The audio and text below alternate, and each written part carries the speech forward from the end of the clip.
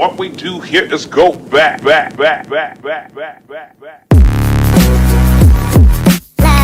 promise, if he has cameras rolling, I'll consider shooting myself instead of him. Boogie said you and him had a falling out when you went and visited him at home. What was that about? Boogie would have to reveal that. It's not my story to tell, but it certainly wouldn't make him look good. No. Boogie was like, I don't have any proof, but it's real. And I was like, okay, what the f are you talking about? I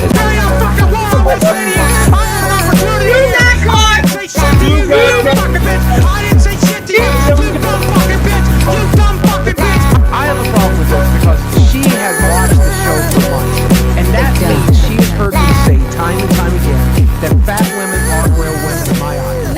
I do not respect that. I've said it a dozen times.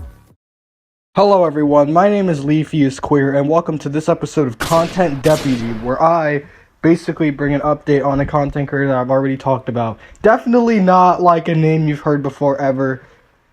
So today I wanted to recently talk about Boogie2988 and where he has been. Basically since my last video I talked about Boogie2988 and, you know, him faking cancer, that fucking weird scenario he had. But today I wanted to bring up some updates, and not only some updates, but some things I probably should have mentioned in those Boogie videos I made. So without further ado, let's just get right into the first topic.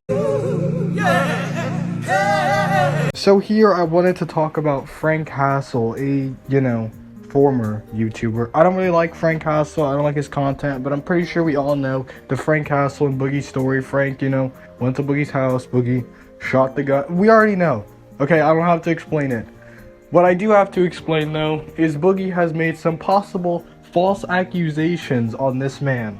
Some false accusations accusing him of very horrible things, such as texting underage girls and, beating women, just stuff like that. There are two clips I want to mention here. One where Nicholas Theorio talks to Boogie, and the second one where Turkey Tom talks about his situation. But let's start with Nicholas Theorio. So Nicholas Theorio talked about it on Locale Live once, and Boogie basically just said he was going to sweep it under the rug because he doesn't want the third party to get hurt.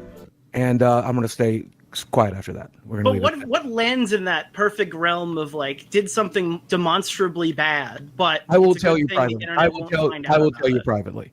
I will tell you privately, because the person that's involved would be further hurt by me discussing this publicly. But I'll be glad to tell you. You understand? This sounds like you're accusing him of a crime. Two seconds. Let me just read this, okay, slowly, because he went through it fast. Now that I am no longer on probation, I can speak freely. I am aware of something Frank has done that the internet, for good reason, will never know about. I can't speak of them publicly, and neither will the other people involved, but the world, or at least a few people, would be better off if I buried his ass that day. Yes. And I'll be glad to tell any of you. I'll tell any of you guys privately, but the third parties involved would not want me to speak publicly about it. It was I bet you wouldn't want to do what you did either. Exactly. It was a stupid lapse of judgment. So there is an allegation against Frank Hassel that Boogie knows about. Yes. And now it seems like you're kind of sweeping up. Yeah. Yes. I'm going to. Yes, I am. Yes, I'm going to sweep it up. I'm going to absolutely bury it because I do not want the third parties to be harassed again. Now, the first reason he didn't want to put it out is because he didn't want the third party or the victims to be harassed.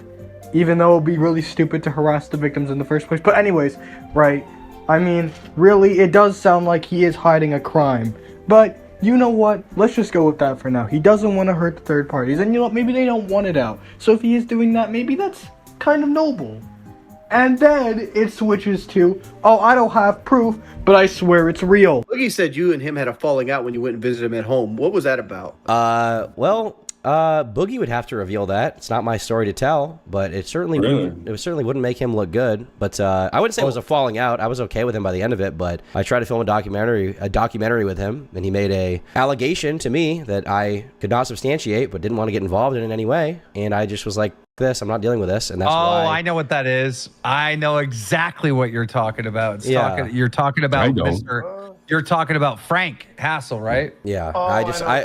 Then everybody knows what it is. Everybody knows what it is. Do you? Okay. Yeah. Well, He's talked about it before. When he said that Hassel did something to some girl, that drove him over. Yeah, and there's another guy out there accusing Frank of that too right now, though. Yeah, and the thing is, like, it threw a wrench in the whole thing, and like at the time, I didn't even want to like tell Frank about it because I was like, I had just filmed with him. I filmed with him and Boogie for the doc, and then he just made this allegation. I was like, I don't want to deal with this. I don't know what this is. You know, Boogie was like, I don't have any proof, but it's real, and I was like, okay, what the are you talking about? And so yeah, I got out. There was more than that. Now, I think that this should go without saying, but I don't want to believe that Boogie would lie about something like this.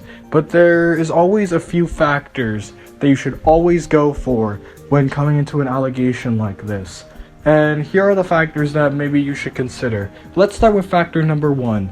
There's no proof. There are no text messages, no screenshots, no proof, no anything, which already makes this kind of flimsy. If you have no proof, you'll really have to prove it in another way. And I guess Boogie's excuse here would be that he wants to protect the third parties, which, you know what, might be noble. If it wasn't for factor number 2, the story always changing up. He went from, you know, oh, I want the third parties to be protected, I want the third parties to be safe, to, oh, I'm gonna tell Keemstar about it so we can air it out on Drama Alert, therefore airing the allegation out, therefore forcing the third-party victims to say something. Now we get to the third factor, and this might be the most important one, to even trust Boogie with these allegations. Boogie is a liar. Boogie's a well-known liar. He lies all the fucking time. He lies and manipulates all the fucking time. If the dude can't even tell the truth about cancer, then how am I supposed to trust him with any other story that he tells or any other allegation that he tells? In fact, this is so bad to the point where Boogie's own abuse stories are being questioned. You know, the ones about his mom and dad were being questioned at one point, but the ones I really want to go to are the ones, you know, about his sister. You know, where Boogie was saying that his sister raped him and stuff like that. Oh yeah, you can't talk about those, you know, because they're alive and can't defend themselves. You can talk about his mom and dad, you know, the ones that are dead and can't defend themselves. But his brother and sister, the ones that are alive and can defend themselves, nope, you can't talk about them. Very AIDS watching this, by the way, because they're very obviously talking about the time Boogie offhandedly claimed his sister raped him, and then as soon as he was called out on it, he threw his own brother under the bus and said that his brother had mind raped him into inventing a fake rape. But they all have to, like, vaguely refer to her as a third party. We all know who they're fucking talking about. But also at the same time, whilst they're pussyfooting around it, Boogie calls his sister and brings her on stream without her knowledge. Hey, when was the last time I talked to you on the phone?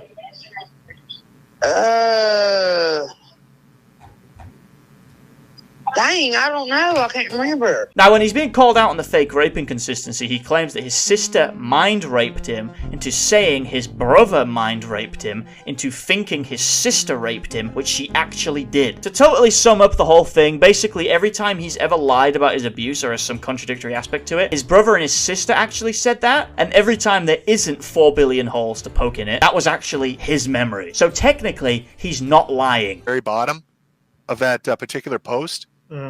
It said, should we believe Boogie's story, you know, from 4 decades ago or whatever? Hell no. Yeah, I don't care if you do. Listen, here's what it comes down to. My brother knows it happened. My sister knows it happened. I know it happened. And my father and mother were still alive. They knew it happened. It doesn't matter what you guys think. This is just reality. Wait, you said your sister knows it happened? Yeah, my sister, you know. She's the one that's saying we shouldn't believe you.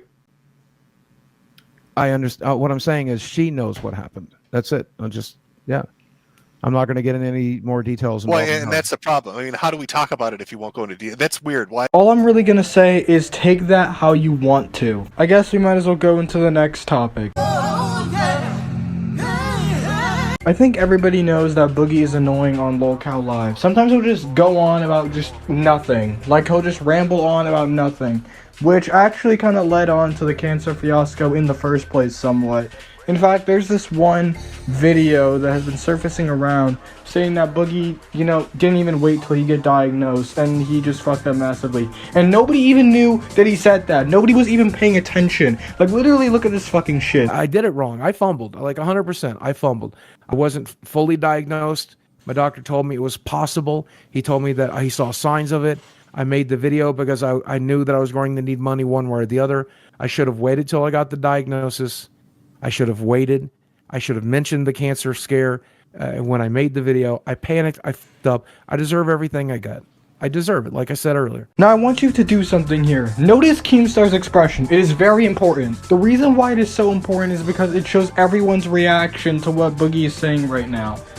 Well, they don't have a reaction because they're basically tuned out because they've been listening to Boogie ramble on about how he hates his life for the past 50 minutes. Then again, it doesn't stop him from saying other disgusting things that nobody really should be hearing about. I asked you for an apology, and you made fun of her fucking eating disorder. Go fuck yourself. Go fuck yourself. Go I fuck didn't know yourself. she had an eating disorder. Relax, dude. Why else do you think she's so fucking skinny? Now, I would say the context of this, but really it doesn't matter because, you know, airing her eating disorder out is not a very good thing to do. In fact, it's pretty disgusting. But that's not my overall point. It is one of my points, but it's not my overall point. You see, Boogie likes to do these like fake rage segments where he's just, you know, hyping it up for the camera or whatever. And he's just yapping on and on. But instead of yapping, he's yelling into the microphone. Especially when he's in an argument with another person, you can barely hear them. I was digging a fucking grave and you wouldn't answer the fucking phone so I could give you your fucking trophy and congratulate you for surviving the fucking weekend and congratulate you on the fucking paycheck I just fucking made you, and you couldn't answer the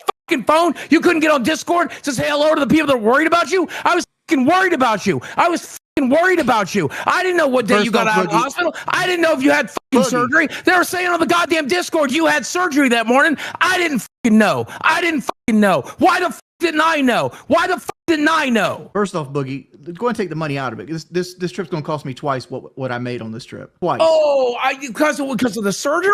Don't include the surgery. If you were at home, your gallbladder was going to fucking fail because you've shoved food in your mouth for 40 fucking years. Your gallbladder was going to fail no matter where you fucking were. That's not how Yes, it is. Yes, it is. That's how gallbladders work. Axing. Now, what is Boogie's point here? Or at least, can you tell what Boogie's point is here?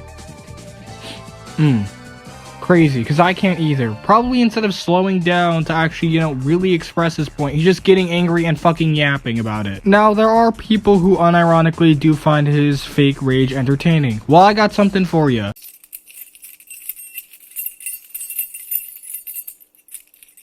I hope that made the point more clear.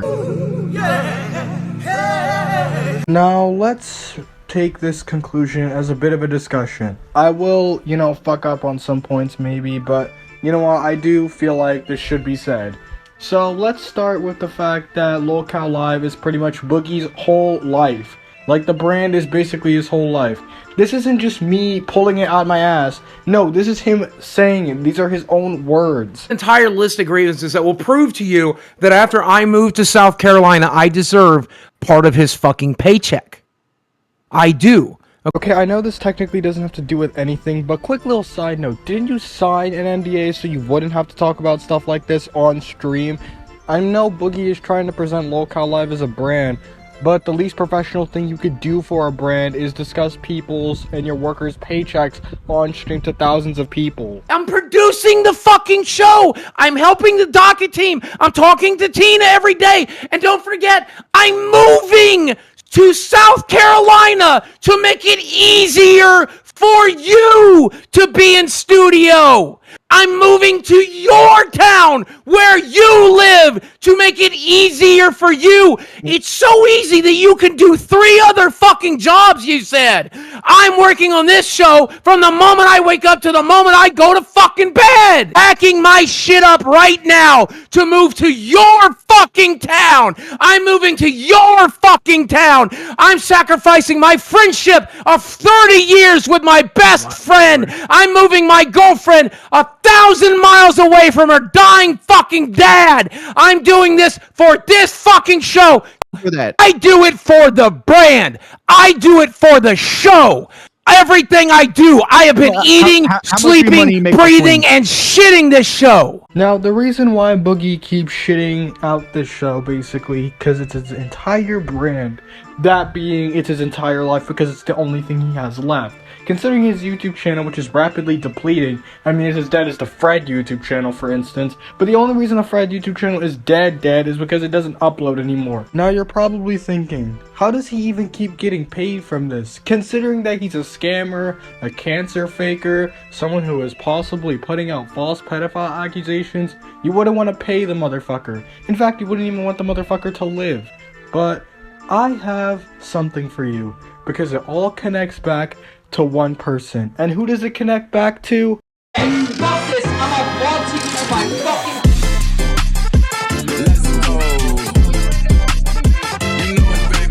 Get the fuck out of the ball! Get the fuck out of the ball! I'm not playing with you, retard! You're so stupid! Let's get the dog out of the highway. Let's be honest here. We all know Boogie's only getting paid because of Keemstar. Keemstar has gone on record saying that the worst thing you could do is scam your audience. Which, come on. Now, what is the punishment for someone who literally faked cancer to basically scam his audience? His very little depleting audience, by the way. So the punishment is, well, we can't fire him. I mean, he brings too many eyes to our show, and any publicity is good publicity, because we're really fucking shameless. But ignore that, right? The punishment he got for faking cancer was a liar tattoo on his face. That is very small, by the way. And that is rapidly, not being there anymore. It's basically disappearing. So what do I feel is a good punishment for Boogie then? Since I guess I'm so fucking smart that I could come up with one. Well, I think a good punishment for Boogie is to execute him. Yes, really. We will execute and kill Boogie. In fact, let me give you a quick example.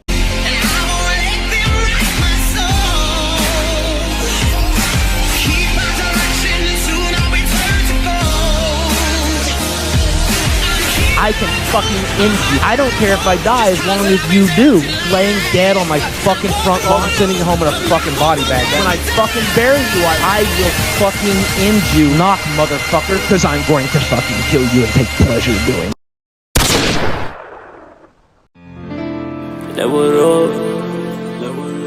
Can I see you as my crush?